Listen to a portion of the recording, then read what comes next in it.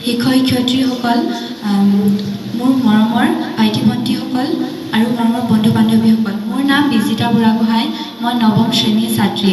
আমি সকলোৱে জানো যে আজি আন্তঃৰাষ্ট্ৰীয় যোগ দিৱস। এই দিনটোত আমি আমাৰ নিজৰ স্বাস্থ্য সুবিধাৰ বিষয়ে আমি স্মৰণ কৰোঁ। যোগ আমাৰ মন, আত্মা আৰু শক্তিৰ একাগ্ৰতা আগবঢ়াবৰ কাৰণে আমি এই যোগ পালন কৰোঁ। জনসাধাৰণৰ মাজত আমি সজাগতা আগবঢ়াবৰ কাৰণে আমি এই পালন কৰোঁ। আমাৰ প্ৰধানমন্ত্ৰী নৰেন্দ্ৰ মোদী ডাঙৰীয়াই ইয়াৰ জৰিয়তে